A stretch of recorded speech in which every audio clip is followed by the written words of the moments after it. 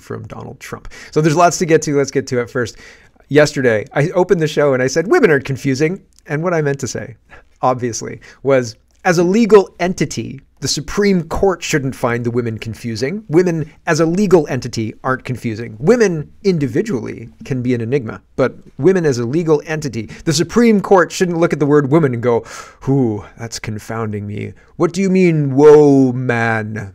It shouldn't do that, right? A legal entity that is a woman should be very clear to the Canadian Supreme Court, and it's problematic that it's not. So that's what I meant. So yesterday, I watch my shows back sometimes to make sure that I don't sound silly, and yesterday I was like, oh man, dumb Mark P, dumb. Anyways, weird. And Wall Street Silver saw this, and he's responding to Canada Proud, and Canada Proud says the Supreme Court of Canada has ruled that it's problematic to refer to a female victim of sexual assault as a woman, saying that people should say person with a vagina instead. And Wall Street Silver says, is everything okay out there, Canada? We're sort of worried about you guys. Yeah, we're worried about us too. We really, really are. Here is what's going on. Now, yesterday, somebody sent me, hey, did you know that James Lindsay was on Joe Rogan? And James Lindsay, I like James Lindsay. I think that he's got his finger on the pulse. Although, there's a couple of things. He said, oh, the last time I was hanging out with you, Joe Rogan, I got COVID right after. And man, I thought James Lindsay was smarter than that. Like, come on, really, dude? So, but he's talking about, in the clip I'm going to show you, how this housing situation is very contrived, and it's part of the Cloven Piven. I'm getting it terribly wrong. He's going to say it, and then I'm going to get it wrong again. But there's a well-known, well-vetted strategy of just overwhelming a system. And that's what they're running with all of these migrants and the open borders and the rest. And I think that's exactly what's happening with our housing situation. And that's where we're going to start today. Maxime Bernier weighs in. He says, this is Trudeau's new post-national Canada. Maxime's responding to this CBC article. It says, Tim Hortons franchise in PEI evicts tenants to make way for temporary foreign workers. I don't think it's right, says advocate for 3 tenants fighting eviction. No. And Bernier says, Canadians are being replaced and evicted from their apartments to make way for foreign workers. Yeah, that's exactly what's going on. It's pretty crazy. And Maxime Bernier, yesterday I showed you this clip where Mr. Poilievre was doing an interview with a radio guy, I guess. I'm not sure exactly who it is. I'm sure he's very popular, but he's asked this. Mr. Poilievre, there are about 1 million people who are here on work permits or refugees, or, they have pretty well, in maybe a few months, they will be running out of status. All those 1 million people whose work permits won't be renewed or they're expiring. So would you, with the stroke of the pen, will make them permanent residents of Canada, or you let them go out of the country? Well, there's not I can't do anything with a stroke of a pen. What I would do, though, is on a case-by-case, people who are making a contribution, paying their taxes, following the law, honoring that they honor the conditions of their work permits and are still needed in our economy should stay as permanent residents. If someone is here and they haven't worked, haven't paid taxes, or have broken rules, worked under the table, that's a different story. So, pathway to citizenship for millions of people who are here temporarily or as refugees, according to Pierre Poilievre. And Maxime Bernier said Poilievre says he'll give permanent residency to the millions of temporary workers and refugees that Trudeau is bringing into Canada. PPC is the only political voice that opposes mass immigration. Support us so that this voice becomes stronger, or else nothing will change. And Bernier continues to all the CPC trolls telling me that's not what Poilievre is saying. You're in denial. That's precisely what he's saying. Temporary workers and mostly fake asylum seekers add hundreds of thousands more people entering Canada every year to Trudeau's already sky-high 500,000 immigration target. And what will Poilievre do? He will give them permanent residency if they work and stay out of jail and take housing away from Canadians. They should be sent back to their country and not allowed to stay permanently. Face it, Poilievre supports mass immigration. He does. Here is... I thought Ferryman's Toll shared this, and I thought it was a meme that he had created. And I came to my computer to Google the direct, like this headline, so I could find the article, so I could show it to you if it was not a meme. Sometimes that happens where you see something and you're like, is that real? That can't be real. And then you look at it, and then it's not real. And then you think, okay, well, phew, we haven't fallen that far. But this one, real. Absolutely real. Canadians present a major threat. Canadians represent a major threat if they realize they won't own a home, according to the RCMP. And I thought, no, that's not That's not real, is it? Yep, sure is. Better Dwelling is reporting this, right? Canadians present a major threat if they realize they won't own a home, according to the RCMP. Canada is facing a number of destabilizing factors like climate change, disinformation, and young adults never owning a home. Climate change is a hoax. Climate change is being used to steal money from the West to redistribute to the world. And I'm more confident in that now than I have ever been. This morning, I woke up more confident than yesterday. 100%, 99.98999, whatever it is. Every day, one more ticks up. And I mean, I can never know for sure, right? But the behavior of everybody and the rhetoric we're seeing reinforces my belief that they're lying to us at a huge, huge thing. And disinformation is pointing out the lies. And now the only thing that's real in this list is the fact that people under 35 may have difficulty, if ever, owning a home. And these are all self-made problems with bad policy that is driving it, right? Climate change, disinformation, young adults never owning a home, that's problems with this government. We've never had these issues before. Never. And it's not because climate change is getting worse. That's absolutely, positively not happening. Here's more from this article. That's the take from an internal RCMP report called The Whole of Government 5-Year Trends for Canada. This report is a scanning exercise on involving risks for law enforcement to monitor. It puts the fact that many people under 35 will never own a home on par with disinformation and climate change. Police worry Canada may be destabilized if young people realize they won't own a home. One of the concerns law enforcement is warning about is the impact of eroding economic conditions, especially when it comes to young adults. The coming period of recession will also accelerate the decline in living standards that the younger generations have already witnessed compared to earlier generations, reads the report. Canada may have seen a pandemic economic boom, but it was largely related to rapidly appreciating real estate. Unfortunately, that doesn't apply to young adults who saw housing get further out of reach. For example, many Canadians under 35 are unlikely to ever buy a place to live. The fallout from this decline in living standards will be exacerbated by the difference between extremes of wealth, which is greater now in developed countries than it has been at any time in several generations. The extremes of wealth, I think if you go back not all that long, there were a bigger stratification between the wealthy and the poor.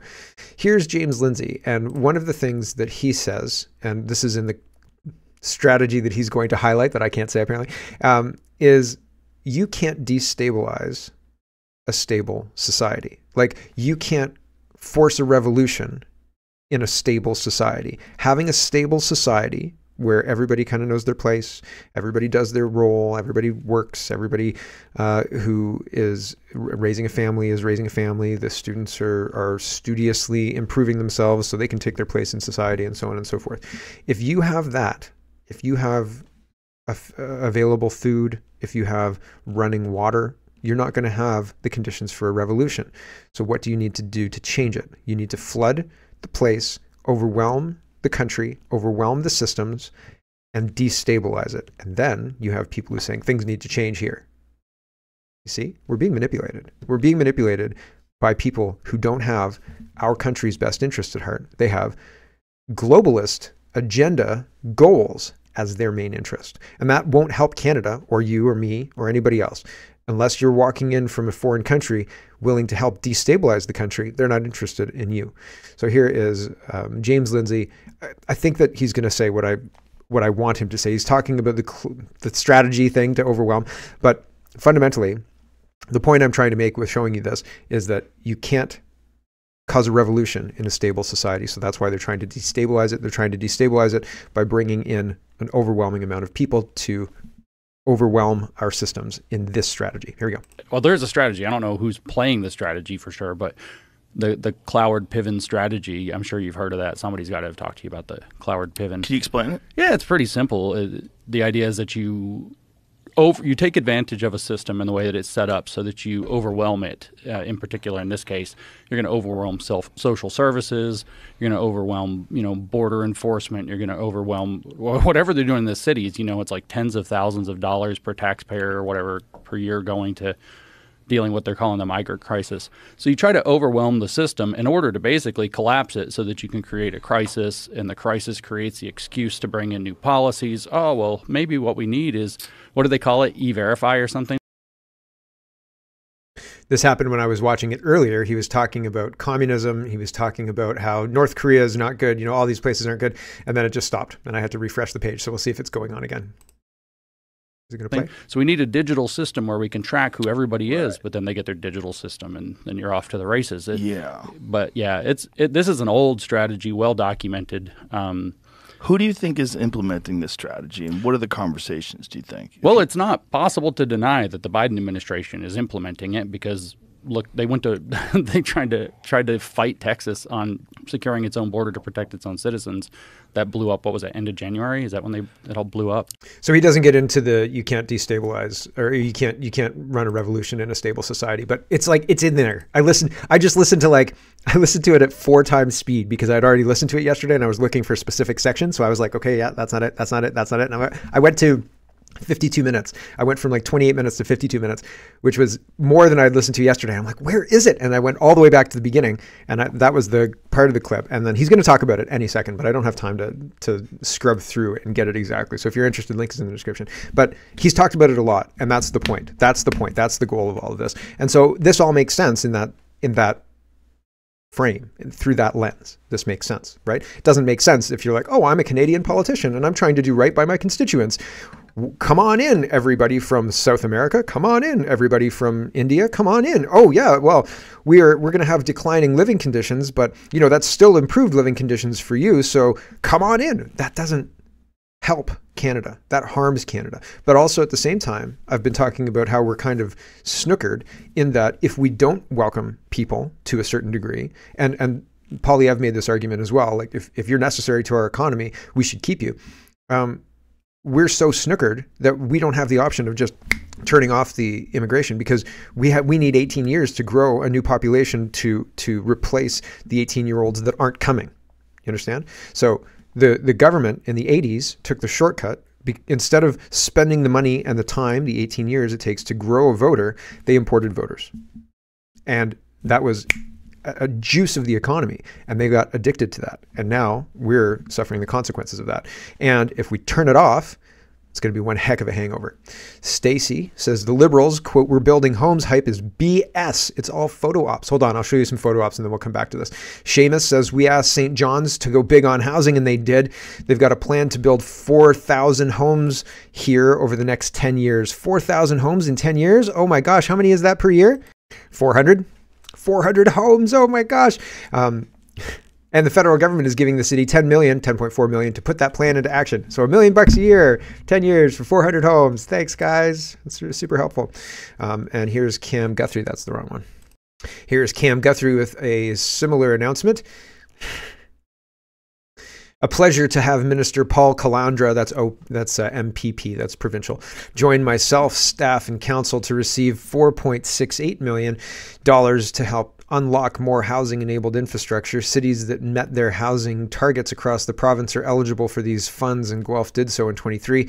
As we continue to work collaboratively with upper levels of government, local home builders, and other stakeholders, I know we can continue to help facilitate more shovels in the ground for all type of housing needs across the city.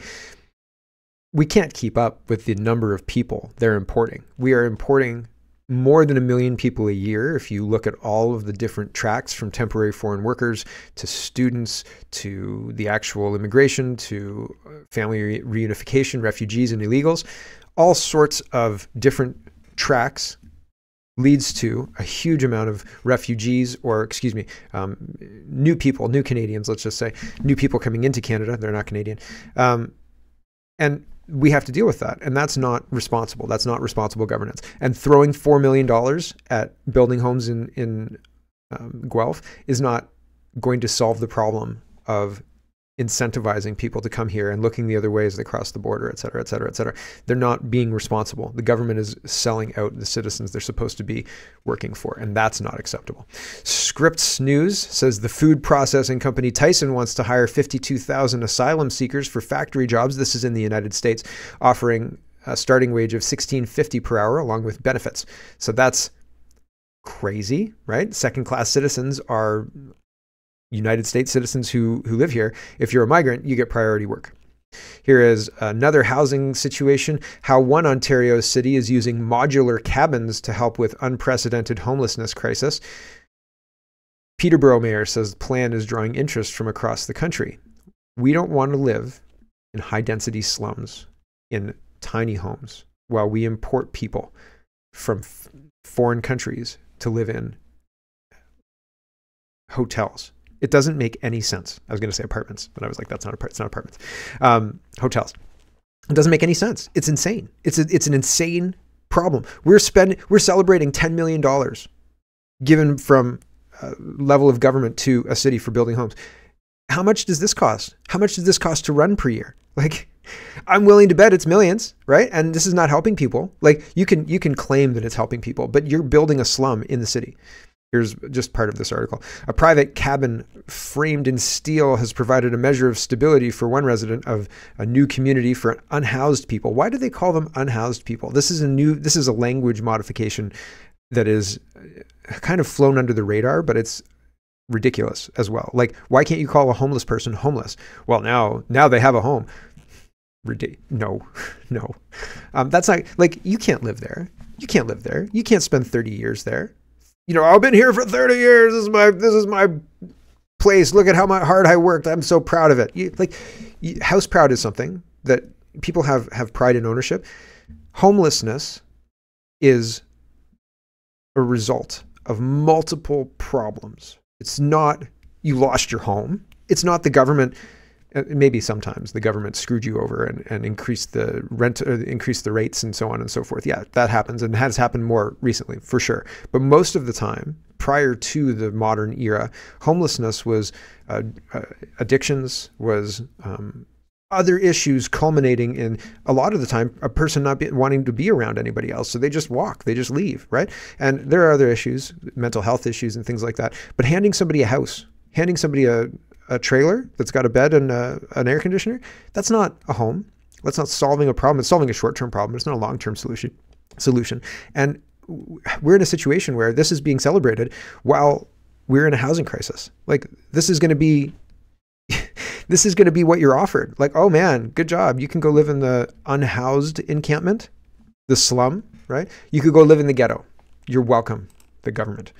Here's a Canadian Patriot. He says, fake asylum seekers are dumped in Dublin's best hotels, all military-aged men.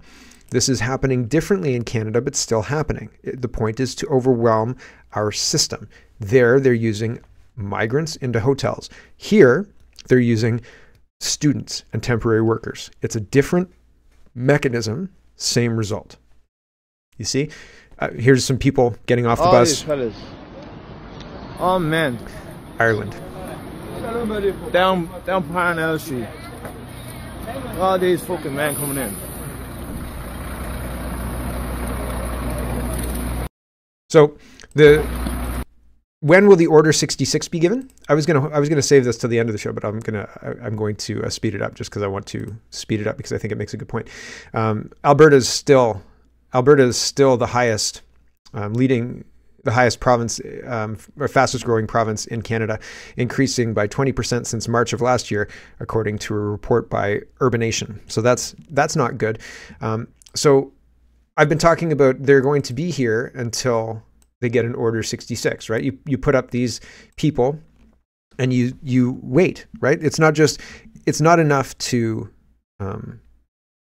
just bring them in, although I have said that it is enough just to do that and wait. But if you're on a timeline, right? Because they could just wait and it would result in conflict. But if you're on a timeline and you have a goal, well, then maybe all of these people are being positioned, put into place to be utilized specifically at a specific time. So when would the Order 66 be given? Well, after Trump wins the presidency and before he is inaugurated. So he never gets inaugurated because the United States goes into a full-blown civil war. That's Alex Jones' prediction. Here's Alex Jones. Here we go. Winning the culture war, so they want to induce us into violence. And they've said they're introducing legislation, the Democratic Party in the House and Senate, to strip Trump of the Insurrection Act, which George Herbert Walker Bush used during the LA riots. And they're saying, we know when he gets elected, if he does, there's going to be huge uprisings, and he's a white supremacist. So we've got to drive him from office that way. So they're planning to torch the country when he's president-elect before he's in and try to intimidate everyone. So Black Lives Matter and Antifa and all of this Hezbollah, Hamas protests. And again, I'm not for the war. I don't like how far Israel's gone. But they're invoking that and hyping that up now as their third rail or their fifth column is the Islamicist, to then burn the country down within weeks of him being president-elect, and thinking they can terrorize the American people and the establishment into removing Trump somehow during that period. They've already pre-announced that. So I'm telling you now, 8 months out, that's their plan. Right. Plausible. Fully, absolutely 100% plausible in my mind, I think. And I think that it's even more interesting, the angle on the Palestinian protests saying that that's the fifth or the third rail or the fifth column, whatever you want to say. Yeah, 100%. The Black Lives Matter, the Palestinian thing, he's saying what I've been saying, that these things are the same kind of protest. They're paid for. They're not organic. They are used to destabilize. And you can't have revolution in a stable country because nobody would go for it. Everybody would say, go to work, you bum, right? That's the point. That's the point. The architect says the globalists will continue to kick sand in our collective faces until they get a reaction. They need violence to move to the next phase. It will happen before the next election, and it won't be organic.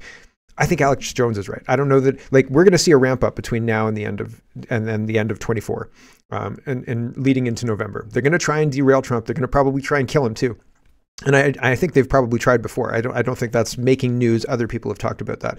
So they're going to do everything they can to derail Trump. Their last big bet will be full-scale riots between November and January 6th or January 20th, 2025 to derail Trump. And so that's going to be interesting, right? Like, and I think that's the Order 66 date. I think that's like, burn it all down, go. Do everything and anything you can. Terrorist attacks every day, IEDs, all of it. And I think that war, as such, like war like you see in Iraq or Middle East, will come to the West in that way before the election.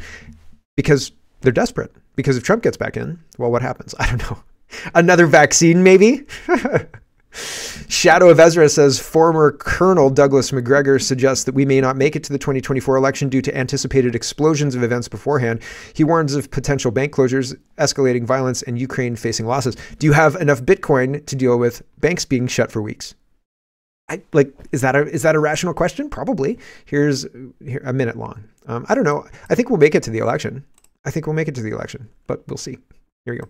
I don't think we'll ever get to the 2024 election. I think things are going to implode in Washington before then. I think our economic financial condition is fragile. It's going to come home to roost in ugly ways. I will tell you, I don't know exactly how it will happen. I think we're going to end up in a situation where we find out the banks are closed for 2 or 3 weeks and nobody can get into them. You think so? I think we're going to run into something like that, yeah. I also think that the levels of violence and criminality in our cities is so high that it's going to spill over into other places in society. People that normally think they can live remote from the problem are now beginning to be touched by the problem. Then I look at this thing in Ukraine. I think Ukraine is going to lose catastrophically. It's going to be a complete collapse. And that, too, is going to have an effect here at home because people are going to say, well, wait a minute. Everybody told us Ukraine was winning. Everybody told us X, Y, and Z. I mean, it's sort of the Russian hoax on steroids.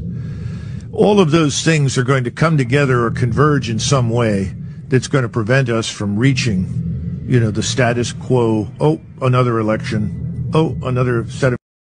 I don't think... So, plausible. It's very, very plausible. And a lot of other people have been saying the same thing. Here's... This is talking about the political persecution of Trump. And this guy's just saying, I'm not going to play it because it doesn't really...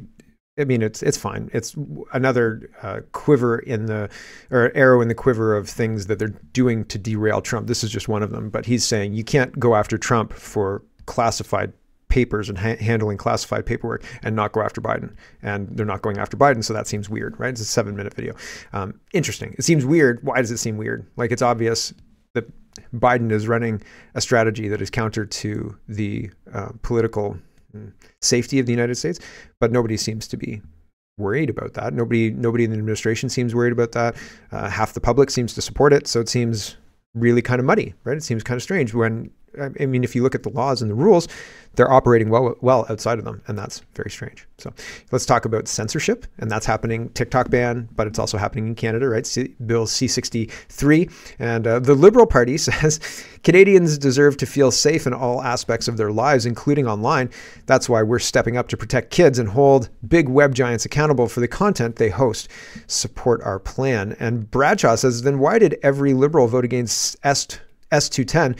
You're trying to use kids to get your bill passed. This government has never cared about anyone but themselves. S210 was to protect young persons from exposure to pornography. Now, I mean, like, the whole idea of having the internet blocked, needing a driver's license or official government documentation in order to access the internet in order to protect children from pornography, that's a lot too much. But this censorship bill, this Online Harms Act, is unconstitutional and violates everything about that's important about our expression laws. The Telegraph is noticed as well, so UK is noticing. Canada's descent into tyranny is almost complete, they say, handing judges the ability to put people under house arrest just because they might commit a hate crime isn't progressive. It's North Korean. Yep, or worse, right? Or worse. I think North Korea is a puppet state. I don't think that Kim Jong-un is the mastermind behind North Korea or anything to that effect. I think it's convenient to have these puppet states, and I think there are multiple of them. Anyway, Elon Musk says the censorship bill is far too broad. It will be abused in the future. This is the TikTok bill. It's the same thing. They're all trying, the Western governments across the world, France included and UK included, they're all trying to ban speech, and they're trying to do it in different ways with broad, vague language that is proposing to solve like real problems. Like, I don't want kids to be exposed to sex online, but also it's their parents' responsibility to make sure that they don't have access to things like that. And it's not the government's responsibility, certainly. And so it is interesting to watch all of these people making these bullshit cases saying, what about the children? And when people point out their shortcomings, they ignore that, right? Their opportunity to protect children, or the fact that they're, offering the children up to drag queens, or offering children to get mutilated, their healthy sex organs mutilated in the ridiculous pursuit of changing their gender, which is not possible. It's just not possible. Changing your gender, your sex, same thing, right? Not possible. Sorry, you can't do it. You could mutilate your healthy sex organs. Yes, you can. Sure, you could cut your breasts off, but that doesn't make you a man. You could cut off your penis, but that doesn't make you a woman. And is that a hate crime? Is saying that scientific biological fact hatred? I don't think so. Peter says, this is why Congress is seeking to ban TikTok. Not the spying, not the obvious trans agenda being pushed there, this and only this. The Jewish Federation of North America is tweeting this on March 13th. We want Congress to tell TikTok that their time is up. We're done with the lies the platform spreads about the Jewish people in Israel. Take action now. So there you go. The Jewish lobbyists are absolutely done with TikTok. And here's this mustache guy. I love his mustache, man. That's an epic mustache. My dad has a really good mustache too, and he's always had it. Like, as long as I can remember, he's had a mustache. He's never been without a mustache.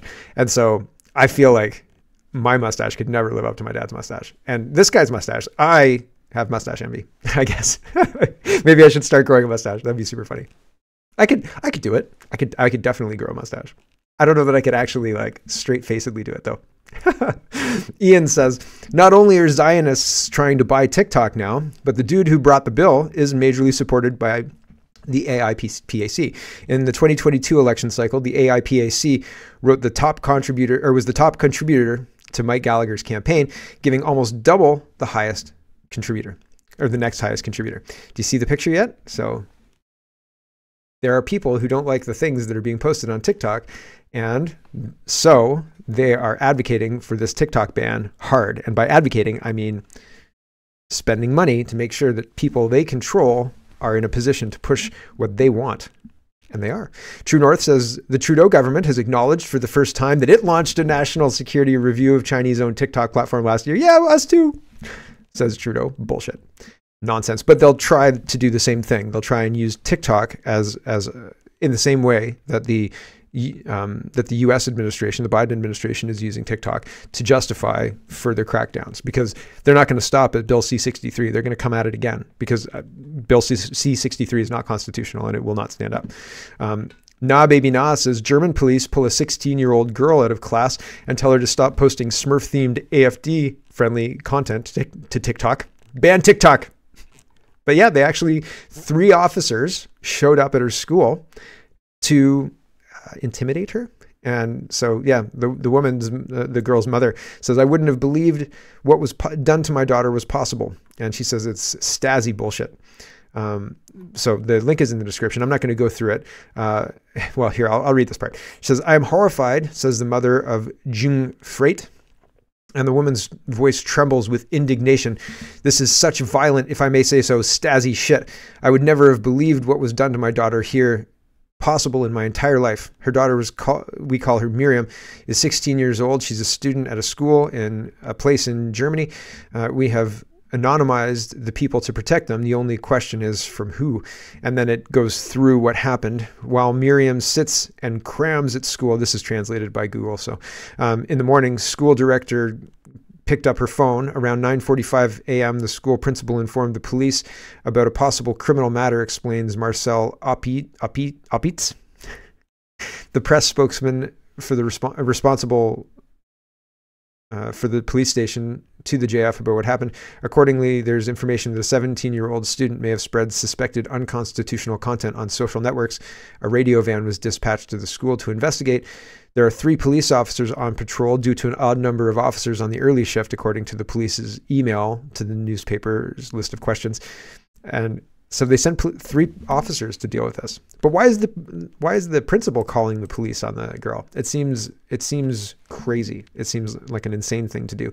And here's Justice Center, and they say, the Justice Center for Constitutional Freedoms is disappointed that the Supreme Court of Canada has decided not to hear the appeal of the challenge to Manitoba's lockdown restrictions. So we're going to come back to this because we have to talk about the WHO a bit later. But fundamentally, the government violated the basic laws of the land, and now the Supreme Court in Manitoba is not going to listen to the appeal or the case. So Justice Center highlights this a bit. Through lockdown restrictions, Manitoba violated charter rights and freedoms by closing churches, all while permitting businesses to continue to operate. Manitoba also prohibited outdoor gatherings, but at the hearing, the province did not produce any evidence that COVID spreads outdoors or that outdoor gatherings were risky activities. The hearing in May 21 did expose government fear-mongering and misleading claims about COVID cases.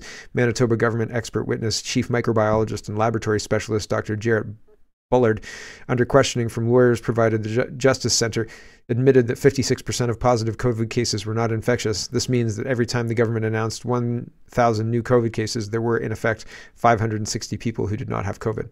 The Manitoba Court of King's Bench ruled that the government public health officials should not be second-guessed, and that the government need not meet a high threshold of providing persuasive evidence to demonstrably justify that violations of the Canadian Charter of Rights and Freedoms were reasonable. So even if you had them dead to rights, even if you had a great case and you said, like, listen, like, you didn't prove your case, you just said, I want to censor you, blah, blah, blah, blah.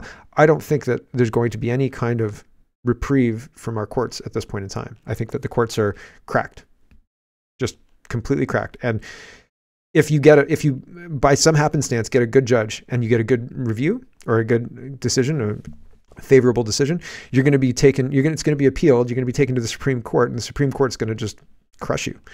I hope I'm wrong, but it's kind of been happening. So not so good. Powerhouse. Hello, everyone. Thanks very much for watching. This is just a short version of a longer show. If you'd like to get the whole show, you can go over to CanadaPoly.com and sign up for a subscription. Just look in the drop-down tab for Shop and Donate and look for subscriptions, and you'll get immediate access to the full show. Love to see you. Thanks for watching, everybody. Have a wonderful, wonderful day.